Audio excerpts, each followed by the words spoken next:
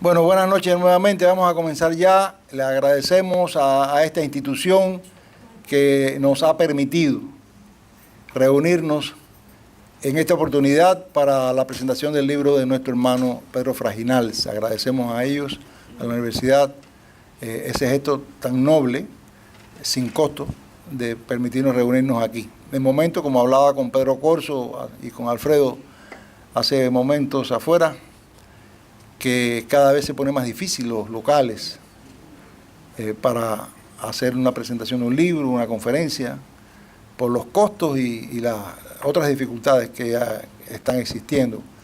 Pero este local magnífico y de verdad que lo dan con una gran gentileza.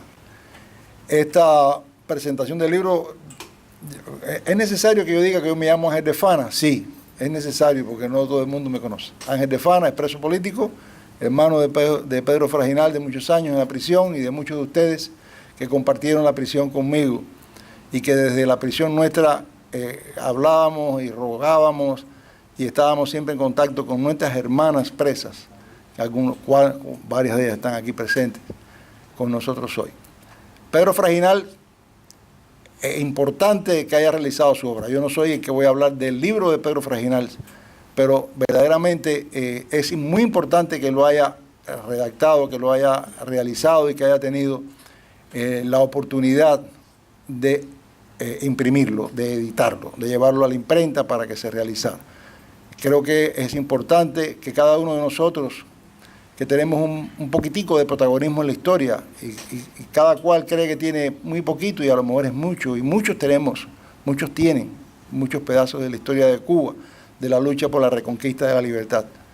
Y es importante que esa historia se quede, si no es escrita, es filmada, es grabada, pero que no se pierda, porque los comunistas sí han dedicado muchos y muchos recursos para que la historia tergiversada de ellos penetre, y lo han conseguido en cierta medida, no solamente en nuestro país, sino en el extranjero. Así que es deber y compromiso de nosotros es procurar que la historia, la real historia, la verdadera historia, que está llena de heroísmo y de sacrificio, y de dolor y de amor, pues sea conocida. Y ustedes vieron que se le pidió a nuestra hermanita Cari Roque que viniera yo quiero llamarla ahora para que venga para acá, porque ella es, como ustedes han visto en el programa, invitada de honor de esta presentación. Un aplauso para ella.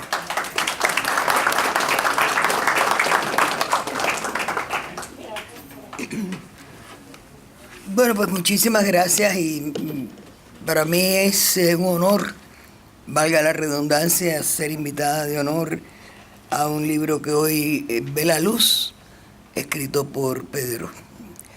Es un apellido de historia, de trayectoria. Es la lucha del movimiento genuino, nacido de las filas del pueblo, de hombres y mujeres que no se conformaron con ver un pueblo desaparecer y una sociedad destruida, y retomaron la lucha. Yo tengo el privilegio de haber compartido algunas acciones, aunque no era miembro oficial del 30 de noviembre, con algunos de los aquí presentes. Pero tuve también el magnífico privilegio de haber conocido en la prisión a mujeres como Esther Castellano, como Mary Martínez Ibarra, como María Magdalena Álvarez, como Olga Ramos y muchas más. Gladys Chinea, aquí está mi querida Carmina Trueba, mujeres inclaudicables. Y hoy tengo la gran suerte de que a través de mi trabajo puedo seguir en contacto con ese movimiento que hoy se llama Partido 30 de Noviembre dentro de Cuba. Y precisamente ayer hablé con Valdivia y hablé con el coordinador nacional de las provincias de Oriente. ¿Qué diferencia? Se nota que hay una ideología, que hay un principio que emana ¿de quién? De hombres como estos, que no solamente viajaron clandestinos, sino que dejaron una historia. Gracias, Pedro. Gracias por permitirme estar aquí, donde se respira Cuba.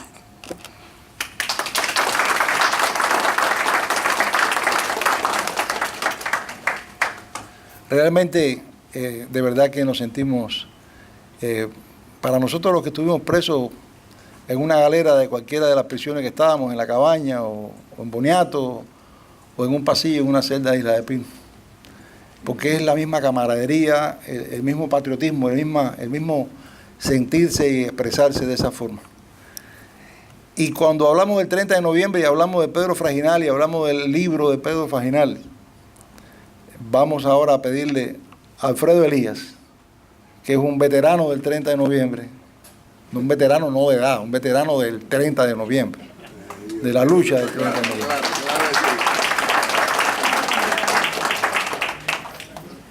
Buenas noches. A mí esto realmente no se me da mucho. Yo esto lo cambio por una bodega, realmente. Yo no estoy acostumbrado a hablar en público, pero voy a tratar de ser breve, pero con relación a Pedro, lo más preciso posible. Sobra además está decir que para mí Pedro Fraginal es un hermano. Y voy a hacer una breve y corta explicación acerca de ello.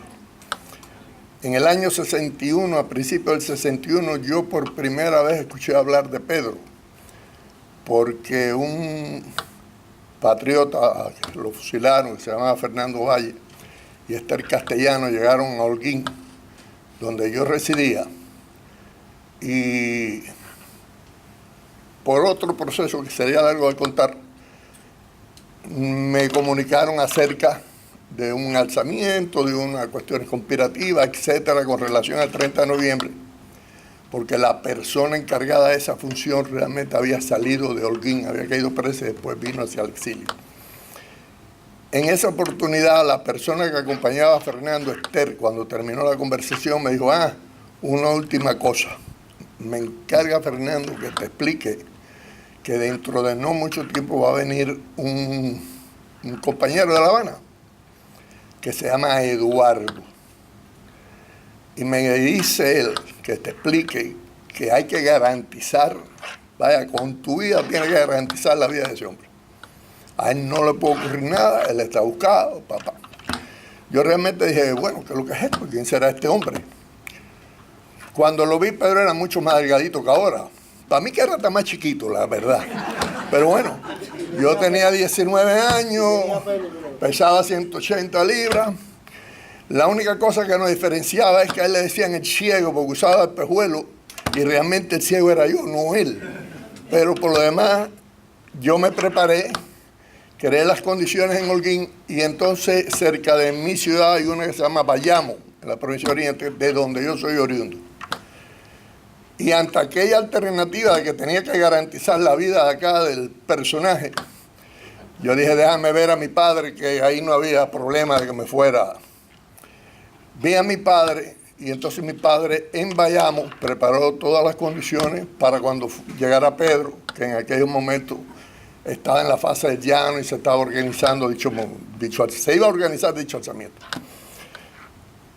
Allí, pues, yo a través de esa etapa conocí a hombres, aparte de Pedro, de los que yo me siento profundamente orgulloso de haber conocido, como Fernando del Valle, que para descanse, a Fran, a Esther Castellano, a Bosa, algunos que están aquí como Javier Deni, que es ejemplo de valor, de disciplina, de coraje. Todas esas personas estuvieron en Holguín. Pasaron por Holguín y después iban para Bayamo para subir para la sierra. Paraban en casa de unas familias mías, porque mi padre parece que quiso involucrar a todo el mundo para que nadie hablara. Un poco me tira a la familia completa para presidio, pero bueno. Y Victoria Elías, y Mema Renado Elías, y Naida Renado Elías, todas ellas pues sirvieron en una casa que estaba allí al lado de la carretera central de refugio para toda esta gente. Ahí yo conozco a Pedro y ahí empezamos a unirnos en la lucha. Después con los años pues ya surgió el presidio y otras cuestiones.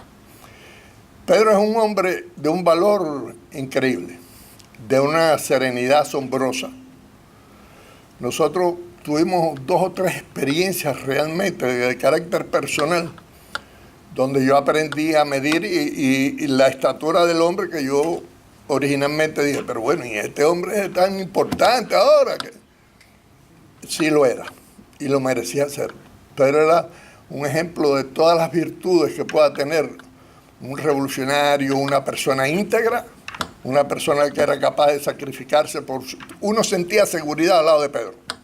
Uno sentía como que no había problema, que en cualquier momento le caía tiro a cualquiera con todo eso. Esa fue la historia de Pedro, o como nos conocimos. Pasamos cosas una vez que veníamos de Guantánamo, que no tenía que ver con la revolución, y por neta nos matamos en un accidente. Ese día, cuando veníamos de Guantánamo, los que nos conozcan Oriente, a la Maya, Sector Manino, hay unos farallones enormes. Y la persona que venía manejando empezó a zigzaguear. Manejar en Oriente no es fácil, Oriente tiene esa característica.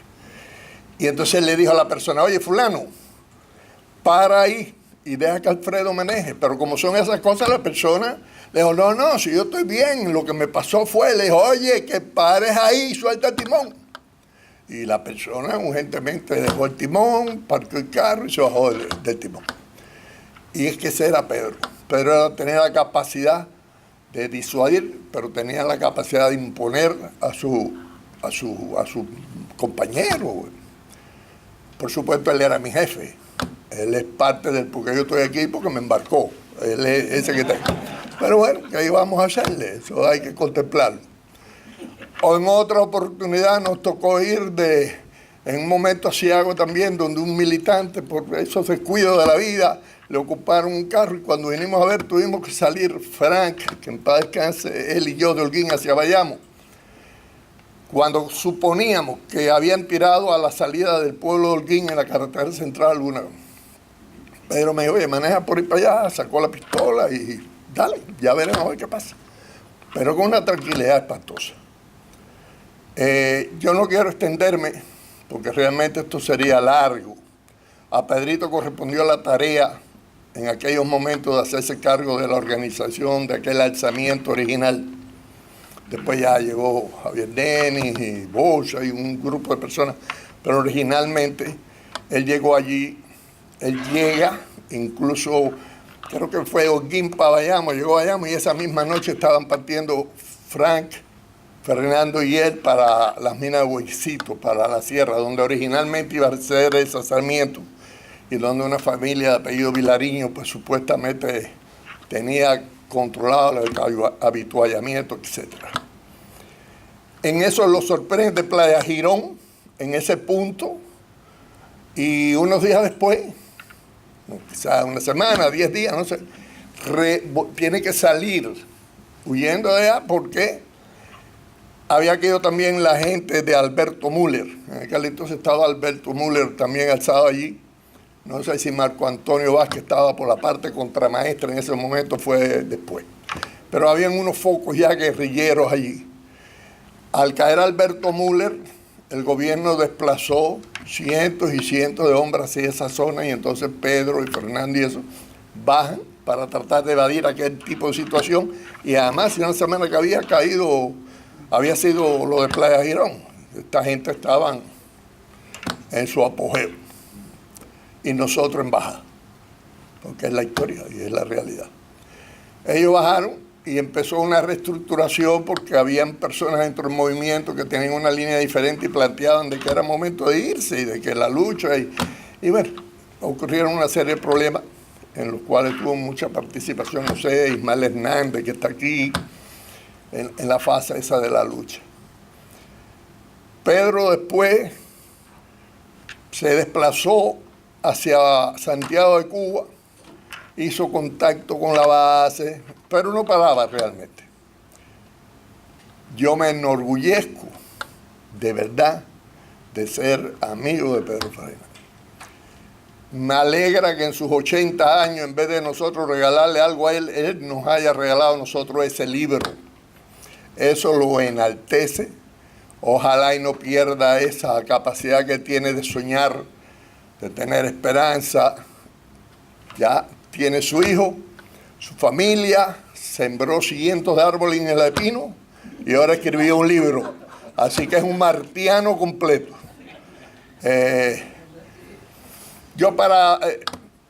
Mi esposa Nena, que para ella, no tan solo Pedro, sino Nelia, su madre, fue alguien muy querido y que siempre conoce a Pedro Enrique desde que nació y a Marta, la esposa de Pedro. Nosotros después ya hemos sido una familia en este exilio, al extremo que nosotros estuvimos incluso trabajando en una misma empresa juntos y hemos tenido una linda, realmente, amistad. Así que no me voy a extender en esto porque ya sería babosería de hablar tanto de Pedro, ¿no?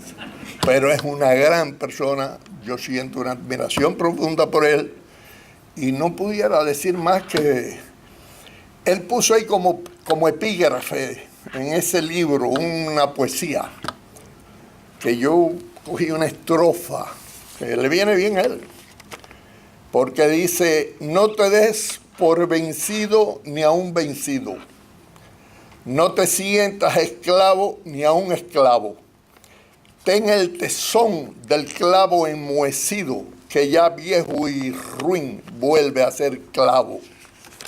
O como el robledal, cuya grandeza necesita del agua, pero no la implora.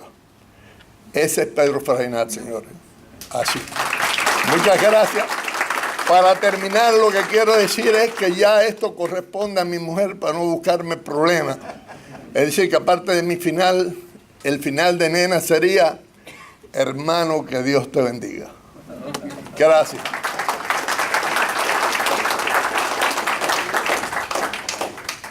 Siempre recibimos una gran sorpresa, ¿sí? Detrás de la bodega, pero mira, aquí te pusiste mejor que detrás de la bodega. Te destacado, mira, para eso no tenía confundido. Tú sabes que detrás de la bodega, mira para eso qué clase de presentador y orador. Ay, qué ser. Alfredo. Mata la bola. Yo no conocía a Pedro en la calle, en la lucha, aunque sí a mucha gente de 30 de noviembre.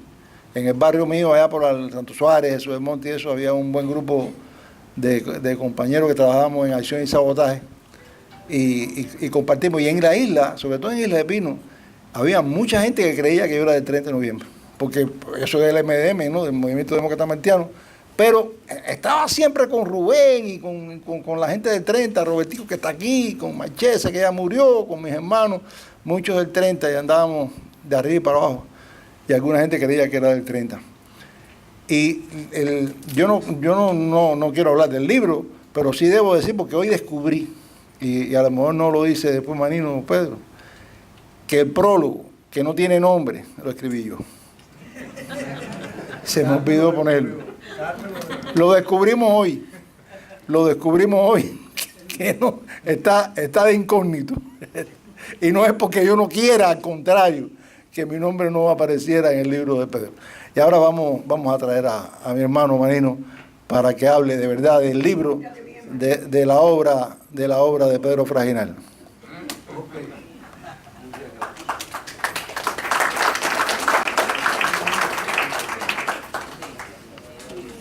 Si yo sé que Alfredo Elías iba a hablar, yo no estuviera hablando ahora porque es una vergüenza para mí, pero hoy voy a hacer el esfuerzo que pueda. Oiga, usted es oriente, te toque yo.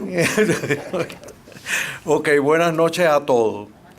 Ante todo quiero que sepan que este libro, yo me siento totalmente identificado con este libro porque yo también fui miembro de Acción y Sabotaje del 26 de julio en Santiago de Cuba, y yo también fui miembro de Acción y Sabotaje en otras organizaciones después en la lucha contra la tiranía castrista.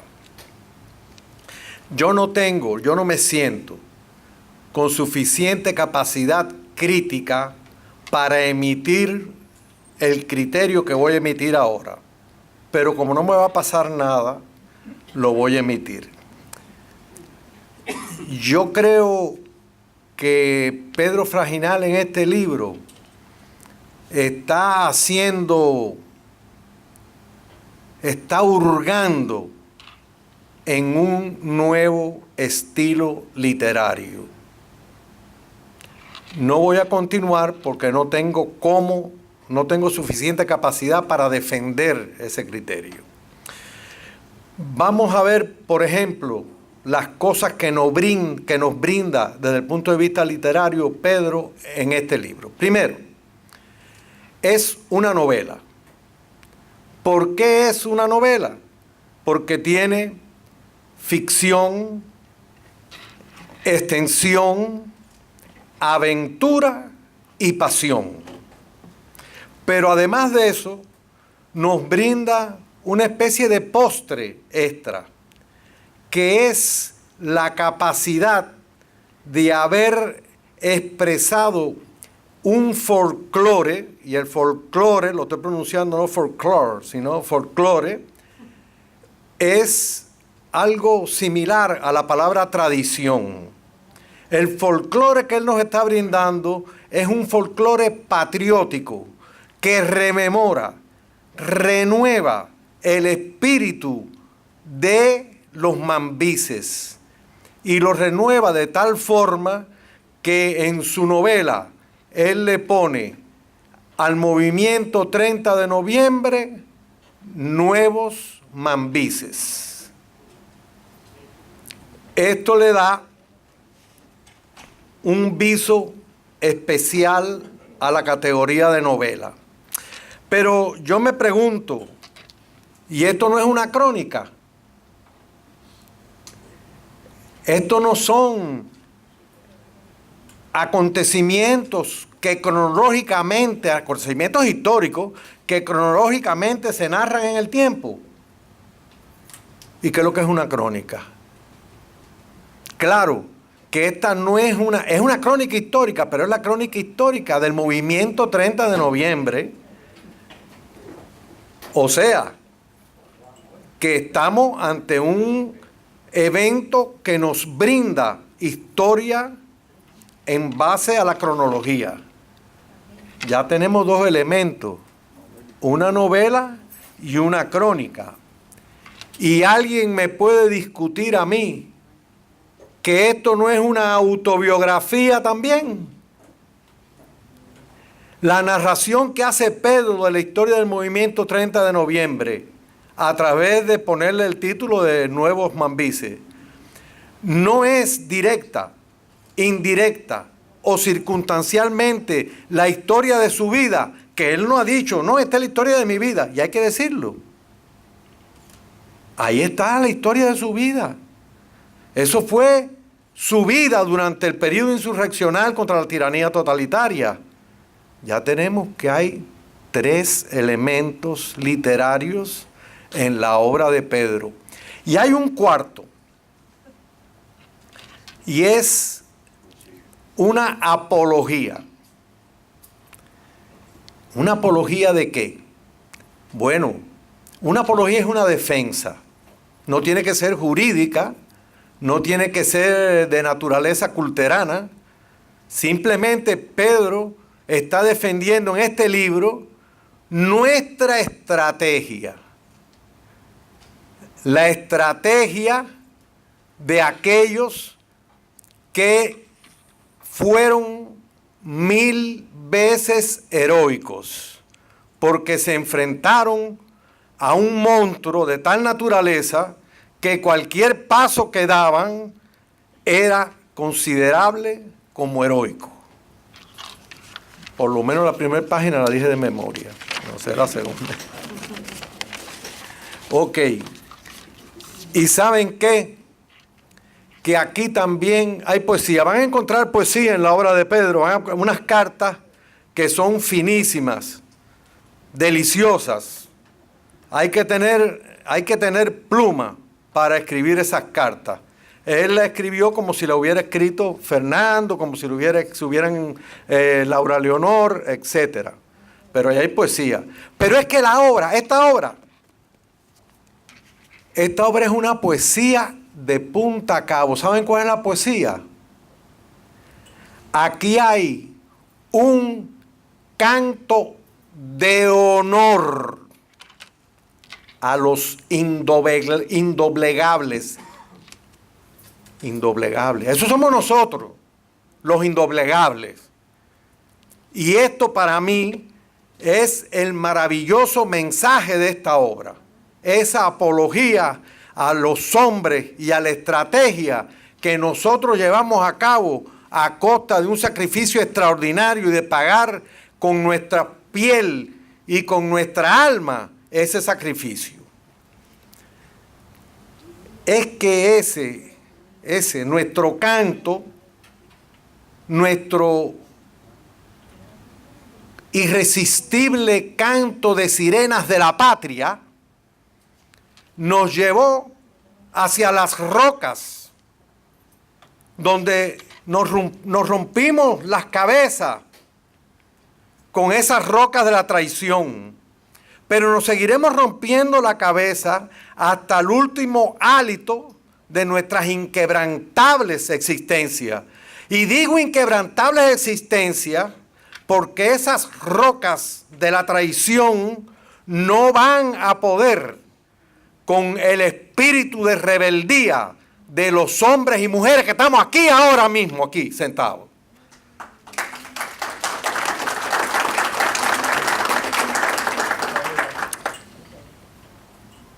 Pedro, ningún escritor que le entre a hachazos a la tiranía castrista va a recibir ningún galardón literario. Ni una chapita de Coca-Cola te van a dar.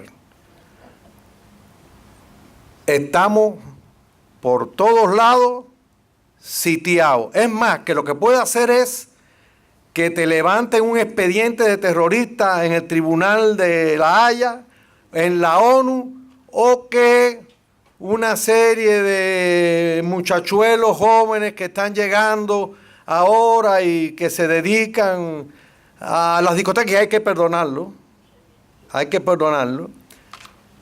te achaquen cualquier tipo de epíteto, pero esos muchachos son como con los que nosotros tenemos que trabajar y con los que tenemos que luchar. No importa la calidad de tu prosa, por muy apasionada, ligera, libre y fascinante que sea, no importa el efluvio poético que se aprecia especialmente en las cartas de que yo hablé correctamente, que dije que era finísimo, delicioso. No importa la armonía, el ritmo, el eclecticismo genial de la obra que le da una característica personal al autor. Y esto es el primer libro, que yo no sé si tú tienes otro, Pedro. ¿Este es el primero? Bueno, si este es el primer libro, ya aquí tú tienes una personalidad. Una personalidad de un autor es cuando uno no tiene que saber, cuando uno va el domingo, por ejemplo, o un día en un periódico que uno ha conocido y no tiene que ver quién lo escribió porque sabe que ese artículo o que esa novela o que ese libro está hecho por un individuo. Este libro tiene una personalidad propia del autor. Eso no es fácil de ganar. No importa el aporte a nuestro entorno cultural, no importa el enriquecimiento folclórico que narra la participación trascendental de la mujer cubana, porque aquí está representada la mujer cubana, la lucha de la mujer cubana, que generalmente se da como que es una acompañante, cuando en realidad es una protagonista. Y eso en este libro nos podemos percatar.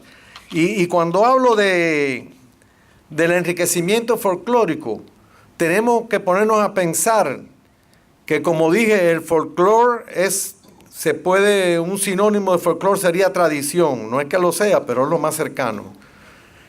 Y aquí se resume, viene como si fuera una sumatoria de el aporte de los mambises, el aporte de la sublevación o de la insurrección contra Machado, la que tuvimos contra Batista y esta. Todo eso es un folclore patriótico que está aquí adentro. Eso no van a poder, eso no va a poder nadie que defienda la causa de la libertad de Cuba va a poder ocultar eso a los cómplices de la tiranía castrista. Ellos lo van a ver. Y para ello, este libro será algo despreciable, pero para nosotros merece un trofeo de oro. El tesoro de nuestra admiración y de nuestro amor, porque tenemos que amar todo aquello que enaltece la causa por la cual nosotros todavía estamos dando lo que nos queda de vida.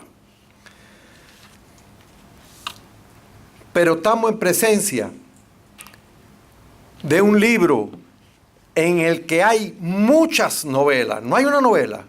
Yo conté más de 30 porque son las historias de personas que salen en el libro como en un iceberg, como una puntica de hielo, porque en realidad han sido vidas congeladas, son vidas vidas grandes, pero que fueron congeladas por el glaciar del castrocomunismo.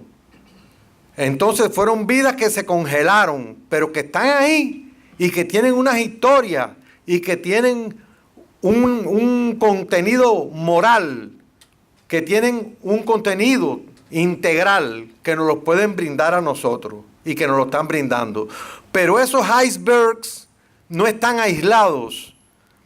Esos icebergs que están en este libro están unidos por un puente de titanio.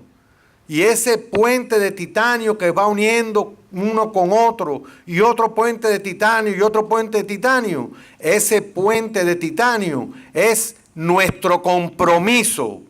Y ese compromiso fue el que lo fue uniendo a todos, y ese compromiso nos tiene esta noche a nosotros aquí sentados, porque si no, no estuviéramos aquí. Si nosotros no nos interesara esta causa, nosotros no estuviéramos aquí. Es que nosotros tenemos un compromiso, como lo tienen todos los protagonistas que Pedro señala aquí, los que son reales y los que son ficticios, porque esa es otra cosa que tiene la novela. Yo conozco los personajes, yo conozco esta historia, la he oído tantas veces. Sin embargo, ya yo no sabía, la maestría de Pedro es que me entrelazó los personajes y ya yo no sabía si Jorge Luis era de verdad y María Elena, si Laura Leonor, si la familia Galindo, quién es de verdad y quién es de mentira. Bueno, yo sé que Fernando es de verdad, que Fran es de verdad, yo sé que existieron, pero Manny Valdés, Carlos Delgado, Orlando Blanco, las hermanas Pérez, Gregorio, Mauricio, ¿quiénes eran? La mayoría, César Páez, Ramonín Quesada, la mayoría son... La mayoría son personajes reales, pero todos constituyen son icebergs que están unidos por eso que yo les llamé el compromiso. Pero estas novelas que se encuentran aquí, se encuentran en una novela matriz. De aquí se pueden desprender unas cuantas novelas más, unas cuantas. Espero que alguien las haga. Y en este archipiélago, este compromiso de nuestro archipiélago, que este archipiélago y este compromiso vive en nosotros y entre nosotros, lo que tenemos que esclarecernos hoy aquí es que no se trata solo de comprar un libro firmado, a lo mejor ni leerlo, y guardarlo en un librero como una pieza de museo. No, eso no es lo que tenemos que hacer. Nosotros tenemos que divulgar entre los jóvenes, mientras más ignorantes, más tenemos que trabajar con ellos, y créanme que yo lo hago. Mi esposa lo sabe, que yo lo hago casi diariamente. Enseñarle artículos, darle libros del Instituto de la Memoria Histórica, ahí hablar con ellos y se obtienen resultados. Se obtienen resultados porque todos creían que Ernesto Che Guevara era un dios y hoy saben que es un diablo. Pero si nadie se los dice, si nadie los documenta, nunca lo van a saber porque vienen obnubilados, ¿entiendes? Vienen robotizados y nosotros tenemos la obligación de ayudarlos a salir de ese estatus. Nuestra misión, nuestra obligación es predicar el ejemplo que nos legaron nuestros héroes y nuestros mártires. Este ejemplo de todos los héroes y mártires que se encuentran en este libro, nosotros tenemos la misión y la obligación de que se conozca. Tenemos que predicar, que sepan que la lucha continúa y la lucha continuará hasta alcanzar la libertad o la tumba. Vamos a continuar. Yo quería aportar dos pequeñas informaciones al libro. Yo me encontraba en una Bartolina, habían 7 Bartolinas en el G2 de Santiago de Cuba, en el segundo piso, y lo iban pasando a uno de Bartolina a Bartolina, se llevaban a la gente hasta que te metían en la 1, que era la más mala. Ya yo llevaba un mes y medio en Bartolina y me metieron en la 1. Voy a hacer esto porque yo creo que le va, no es muy agradable, pero al lado mío estaba un señor que se llamaba Gregorio Domínguez Cibanal, que estaba acusado era un marinero de como de 7 pies y 8 pulgadas, una cosa así, que estaba acusado de haber estado el día que mataron a Fran País García. El pobre lo iban a matar. Los 7 que nos quedamos allí estábamos condenados a pena de muerte. Y aquí hay algunos que han visto el periódico que salió la pena de muerte mía. No estoy tratando de anotarme de ponerme una medalla que no me corresponde. Estoy vivo. Estos 7 individuos, al lado estaba Mariano Abreu, que era el jefe de la milicia de Carrera Larga. Al lado estaba el Cheche, Ezequiel Delgado Reyes, que había peleado en los 2 frentes de IMIA y era uno de los jefecitos. Al lado estaba Marco Antonio Vázquez y había 2 lugares al lado. Estaba Fernando Valle Galindo y Raimundo Emeterio López Silverio, más conocido por Fran.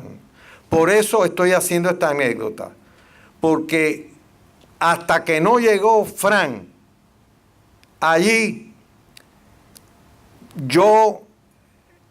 no hablaba nadie, allí ninguno de los otros 5 hablaba, para nada, lo comprendo. Pero ya a mí me importaba 3 pepinos, una cosa y la otra, y el Manino, ese Manino, llama a la posta. Y yo, posta, Rabiskes, Paskis, Raskoborne. Y le hablaba en ruso, y le gritaba, y venían, y se formaban uno de canto. Y Fran, cuando llega, se me une a la comitiva. Fran estaba como una lechuga. Fran estaba... Bueno, estábamos, ya, nos van a matar. Bueno, si nos van a matar, cantábamos, nos reíamos, nos pasaba. A veces nos mandaban a callar porque los otros 5 estaban. Fernando, nos conocíamos por las voces, porque teníamos una plancha de acero y una ventanillita con un acero que hacía así. Fernando tenía un dolor muy grande. Fran y yo hacíamos una cosa que está prohibida, que si nos llevaban al baño o si nos daban un chance para cualquier cosa, nosotros velábamos que el guardia, porque los guardias no estaban adentro, el guardia era así, ¿no? Y el guardia, había una puerta y el guardia estaba afuera generalmente, tenía que sentir que... Pero si nos dejamos un ratico, nosotros íbamos... Yo conocía a todo el mundo. Él abría la voz, ¿quién? Gregorio, Mario. Y con Fernando, pues entonces yo hablaba más con el Cheche, con Fernando y con Fran. Eso eran las personas con las que yo me hice más amistad. Pero ellos no hablaban. Digo esto porque ellos tuvieron una vez, cuando ellos llegaron, lo metieron a los 2 en la Bartolina 7. Estuvieron juntos como 2 días o 3 días y de ahí los separaron y lo pusieron a él, a Fernando y a Marco Antonio. De ahí nos llevaron para Boniato. Estoy hablando de que ellos llegaron a finales de julio allí y se fueron a finales de agosto, por ahí, de allí. Entonces se lo llevaron para Boniato. A mí y al Cheche nos tiraron con los demás presos, pero a Fran y a Fernando todo el tiempo los metieron en el edificio 3C, donde estaban incomunicados, y ahí también metieron a varios me imagino que estaba Marco Antonio ahí también, y a Mariano. A Gregorio lo fusilaron enseguida. Estaban allí estuvieron, hasta que, según todo luce indicar, en noviembre lo fusilaron a todos, menos a mí.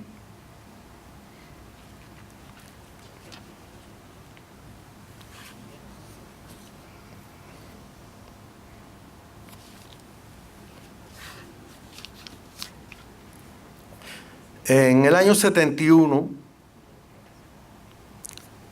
en los huertos escolares de Santiago de Cuba, empezó el plan de huertos escolares, y un niño, había llovido mucho.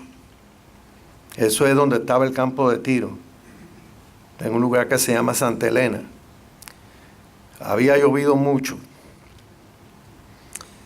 Y un niño encontró una bota con los huesos dentro de la bota.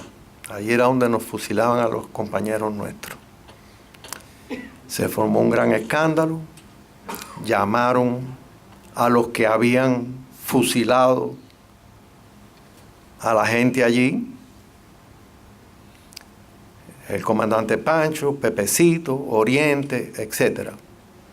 Y tuvieron que abrir la famosa zanja de San Juan, y tuvieron que limpiar todo el terreno donde habían enterrado a todos nuestros mártires y a los militares que fusilaron en la primera semana, los primeros 10 días de la revolución. Allí sacaron unas 120 cráneos y unas osamentas que no se podían distinguir. Alguien contó, yo no estaba allí, yo estaba preso todavía, pero yo fui a trabajar allí. El cuento es muy largo, no se lo voy a hacer, y de esta gente, eran gente buena. Había allí gente buena, estaban castigados allí en aquel lugar, en todos los oficinistas eran buena gente.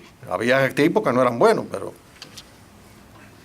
Y nos narraron eso, el chofer llamado Caballón, que era miliciano, que vivía cerca de Aguadores, montaron todos esos cráneos en el camión de Caballón y todos esos huesos, y se los llevaron, me imagino que darían un par de viajes por lo menos, porque se lo llevaron a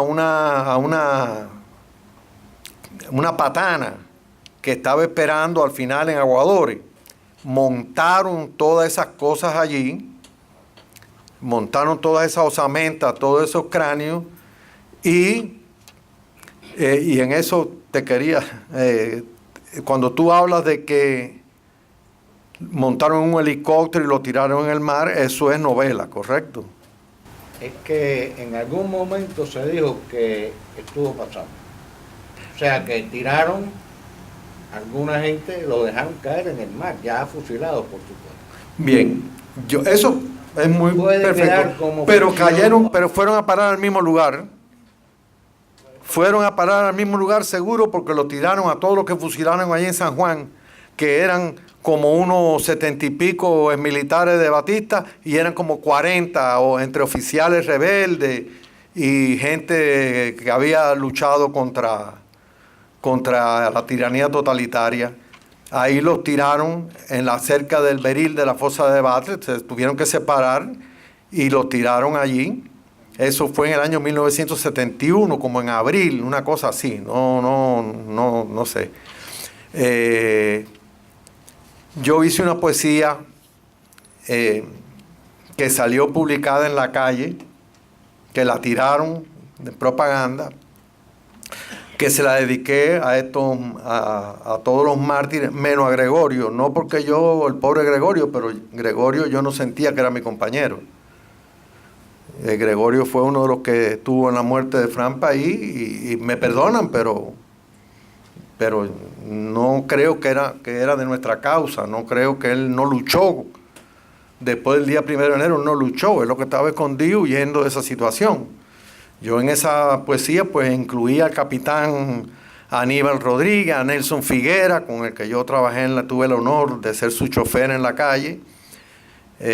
Incluía al teniente Al Gifón y a una serie de individuos que habían luchado y que fueron fusilados. Yo voy a acabar mi intervención con la última estrofa de esa poesía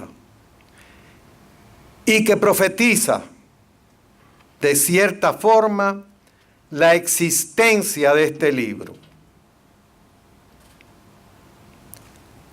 Aníbal, Fran, Fernando, ustedes no han muerto. En sus tumbas, yertos, aún siguen luchando.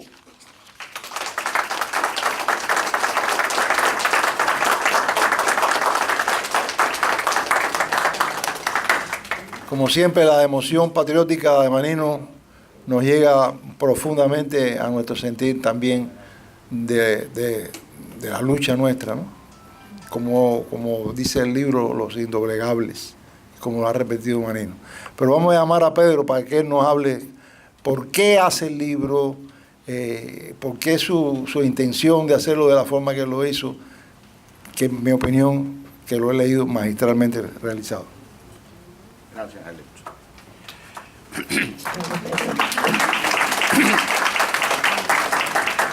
Buenas noches. Le agradezco profundamente su presencia aquí. Quiero referirme a unas cuantas ausencias. Por ejemplo, las hermanas Pérez Pérez, que fueron captadas por mí para participar en el movimiento 30 de noviembre, y las hermanas Nat. Edith Nat hace unos pocos meses perdió a su esposo, que se vio envuelto con Frank y conmigo en una situación sumamente peligrosa, y que él, sin ser un hombre de acción, tuvo una respuesta tremendamente valiente. Por suerte todos escapamos en aquel momento. También falta Irán González, que es un compañero fundador de la organización y que precisamente hoy va a recibir un galardón por parte del Canal 41, donde van a estar presentes el alcalde de la ciudad. Irán y yo prácticamente llevamos 7 décadas de compañeros de aventuras. Primero en la escuela primaria, después en el barrio, después él me llevó a la organización 30 de noviembre. Y ellos, los ausentes de por siempre y los presentes aquí, están en mi corazón esta noche, donde Alfredo, Cari, Angelito y Manino, por último, que ha sido elocuentísimo en dedicarme palabras amables, palabras cariñosas y, sobre todo, considerar que ese libro que yo fui prácticamente rehaciendo cada rato que él lo considere un libro que vale la pena leer. ¿Qué voy a decir yo? Yo creo que sí vale la pena leer, porque refleja muchas situaciones que en un momento determinado describen el carácter de los que estuvimos en la lucha de modo frontal. Me voy a referir ahora al título. El título, Crónica de los Indoblegables. Bueno, pues se refiere a todos aquellos que lucharon en el proceso donde todavía nosotros representamos un peligro para el gobierno, y también para los que hoy continúan diciéndole al castrocomunismo: no nos hemos rendido, nosotros teníamos razón, ustedes terminaron siendo una ganga peligrosa de ladrones y asesinos. Porque ustedes saben qué ideología puede sustentar hoy el gobierno de Raúl Castro, y que mucho tiempo fue abandonada por Fidel Castro. La ideología se había ido por el desagüe de las calles. Entonces los indoblegables han demostrado que, y Manino dijo una palabra clave: compromiso.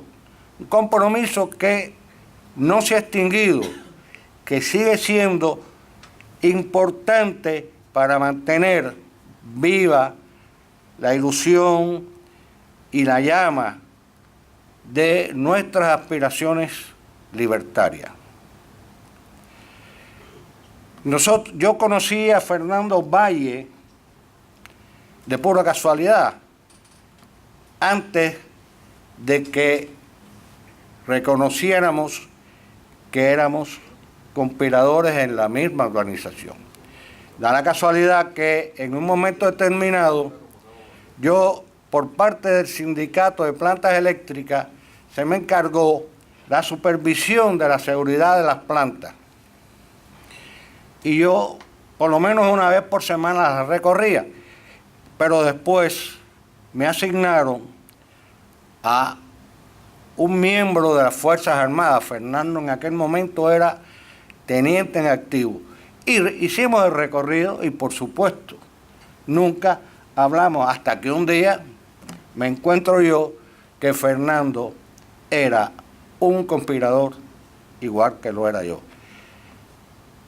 Quiero decirle que la personalidad de esa persona era una personalidad extraordinaria. Un hombre que nunca lo oí alzar la voz, pero era temible, era un valor tremendo y era un gran compañero capaz de sacrificarse por los demás. Otro de los que yo conocí fue a Raimundo Emiterio López Silveiro. Era la temeridad hecha persona. Nunca tuvo miedo, nunca. Y sé que en el momento más crítico, cuando la guerrilla ya no tenía ningún tipo de salvación, él quiso morir peleando. ¿Qué voy a decir de Esther Castellano? Aquí está su hermano. Esther Castellano, yo he conocido poca gente con más valor que ella, porque cuando caímos presos una noche triste, Esther no mostró ni un ápice de vacilación. Se mantuvo serena todo el tiempo y las balas nos llovieron y de milagro salvamos la vida.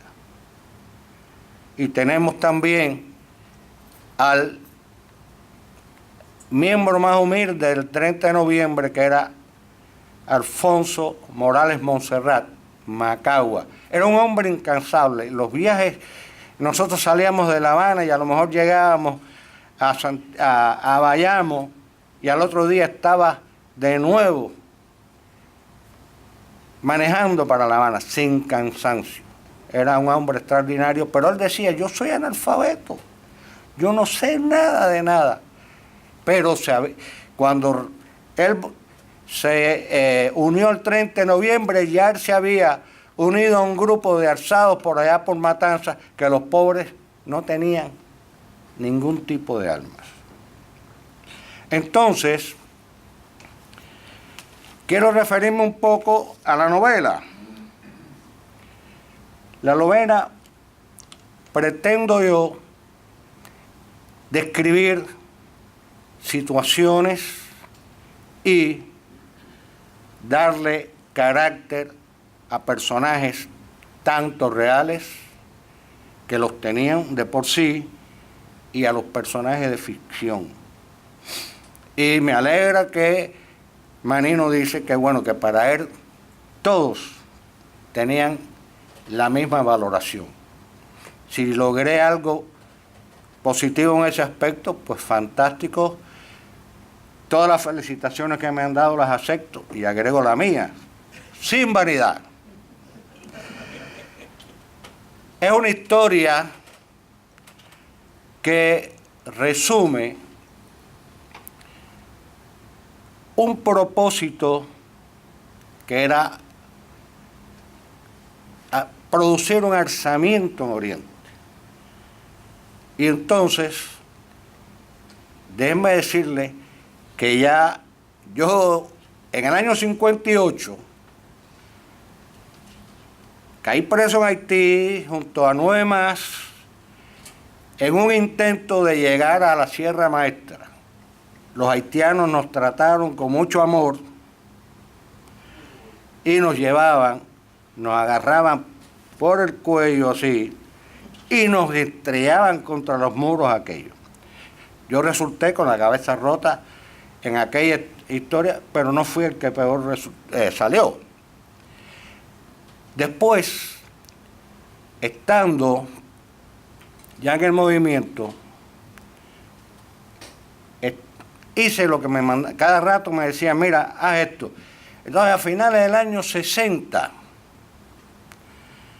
me dicen, queremos que vayas a la ciudad de Matanzas para que te hagas cargo de la coordinación, porque aquello no funciona.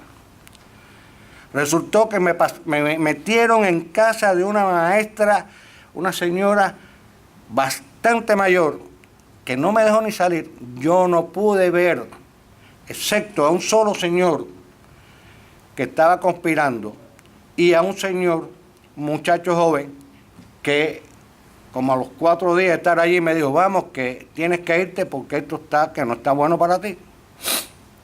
Llegué, me llevó a Varadero, a las entradas de Varadero y me tuvo, era el 31 de diciembre del año 60 y me dijo, no hay pasaje para ti ahora, pero en la madrugada te vas para La Habana. Y me pasé la noche allí dándome trago y tratando de que nadie se fijara en mí. Era un bar que estuvo abierto toda la noche. No bien había estado yo, no había regresado yo a La Habana, a los 3 días me dijeron, tienes que irte para Varadero para que entonces haga lo que no pudiste hacer la vez anterior. Pero esta vez no fui solo, fui con Frank. Y estando ahí en Varadero, la historia se pareció y por segunda vez Matanzas me rechazó. La tercera vez, mi experiencia con Matanzas, resultó que caí preso en El Jovellanos, pueblo contiguo a donde nació mi esposa, Perico. Claro, la última vez mi encuentro con Matanzas fue que me casé.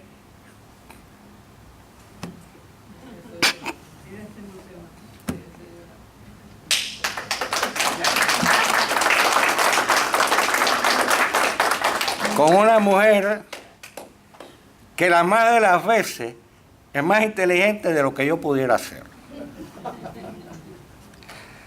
Entonces, bueno, habiendo tenido estas experiencias, yo quería, porque me fusilaron a Frank, fusilaron a Fernando, a Esther le habían dado un tiro el día de la detención nuestra porque estábamos separados, y yo dije, bueno, yo quiero rendirle homenajes, y empecé a elaborar una novela. No era una crónica histórica donde voy a narrar hechos reales.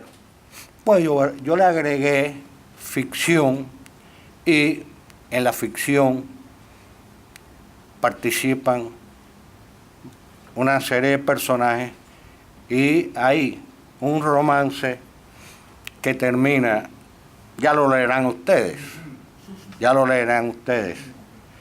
Bien, entonces, claro, uno de los personajes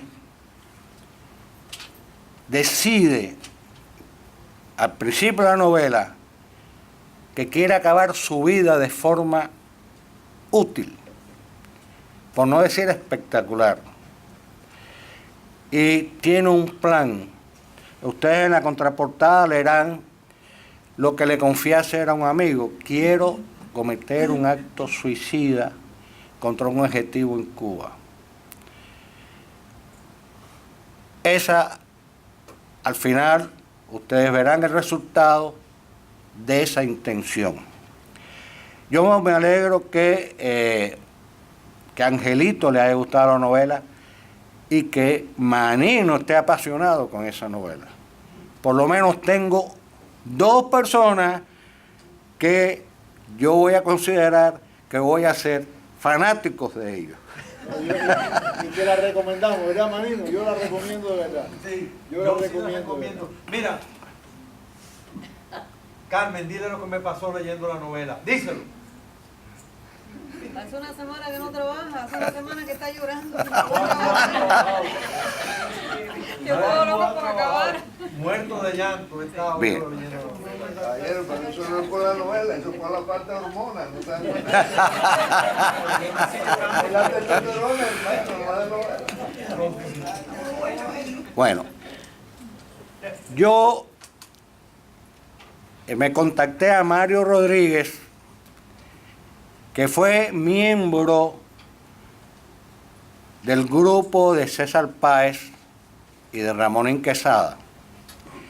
Él me brindó cantidad de material para que yo lo insertara en la novela. Cumplí, Mario, cumplí con esa promesa, porque hay dos situaciones que reflejan las acciones de la guerrilla, la del Escambray, donde estuvieron acosados desde el principio y donde el grupo de ustedes se quedó sin municiones, se quedó sin avituallamiento y no les quedó más remedio que salirse del monte. Al contrario de la guerrilla en Cienaguilla, que fue, digamos, derrotada por una fuerza superior que no tuvo compasión con ellos. Y aquí me refiero yo a esa situación de la guerrilla, no solo del Escambray, sino la guerrilla de Oriente, que allí el campesino era parte mayoritaria de esa fuerza. Y cuando yo llegué a Isla de Pino, Circular 2, la Circular 2 estaba llena de guajiros alzados en la causa del Escambray. Y entre ellos me enteré que habían varias condenas de muerte, más de 20, que finalmente años después, en el año 63, esos condenados a muerte los llevaron de madrugada y en un potrero los ametrallaron como si fuera tiro al blanco. Le tiraron con pistolas, revólveres, rifles y ametralladoras, con todo. Aquello fue una masacre increíble. Estaban alumbrados por los faroles de los camiones. Entonces, aquí derivo. El presidio estaba lleno de gente joven, humilde, estudiantes, trabajadores y campesinos. ¿Ustedes recuerdan los que estuvieron por presidio cuántos intelectuales hubo? El que más podemos nosotros haber entregado esa categoría de intelectual fue a Jorge Valls, que por encima de todo era un ser humano fuera de serie, un místico, pero con mucho valor y con un patriotismo increíble. Entonces, los humildes estábamos allí. Y en el mundo exterior, los intelectuales cubanos se pasaban el día escribiendo salamerías a los gobernantes.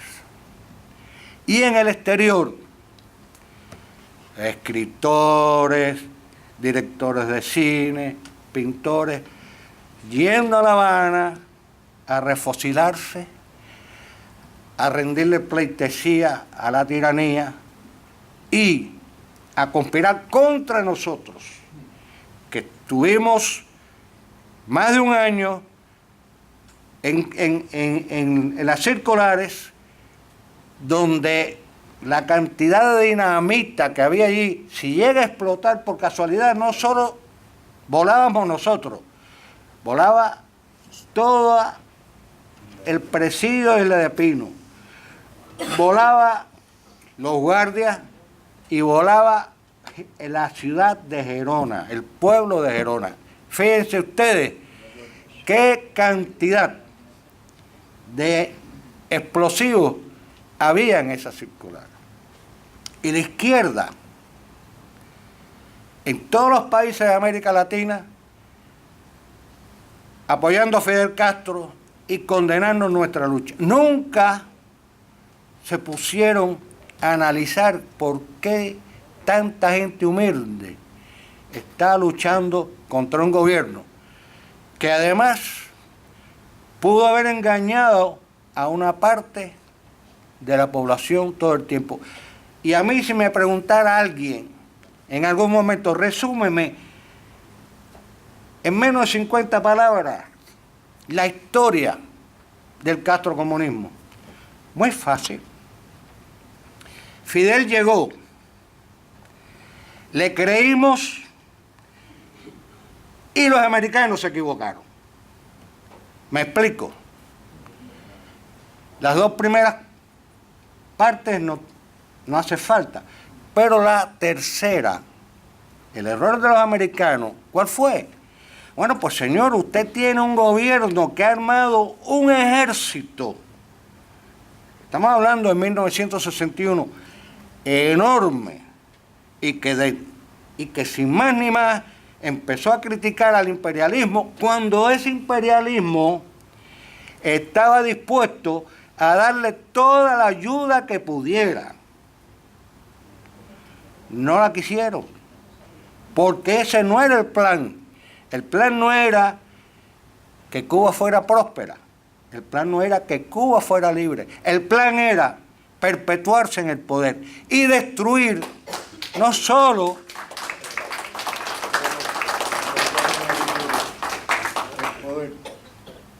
destruir el tejido social, el tejido económico, sino soliviantar el espíritu ciudadano y finalmente degradar a una parte inmensa de la población que la palabra moral carece de sentido. Esa es la verdadera historia de lo que es el castrismo. Y nosotros, como lo conocimos bien, nos hemos dedicado. Marino ha escrito varios libros. Angelito ha emprendido toda una cruzada patriótica donde está Pedro Corso, donde está Paquito Talavera, donde está mi hermano Alfredo Elías, que siempre dice que sí, presente cuando se le pide ayuda, ya sea material o sea ayuda de cualquier tipo, nunca dice que no. Entonces, nosotros hemos llorado mucho por nuestros compañeros. Y entonces, a mí me llama mucho la atención, me captó desde el principio, una poesía de José Ángel Buesa, poeta romántico, cantando la belleza de la mujer y el amor en decenas y yo diría hasta miles de poemas. Pero él tiene un poema que se llama Yo volveré algún día. Eso aplica para los que lejos de la patria, si morimos fuera, podemos regresar en espíritu. Dice, yo volveré algún día, vivo o muerto, y como sé que un día será cierto, por mucho que demore todavía, yo volveré ese día, vivo o muerto. Muchas gracias.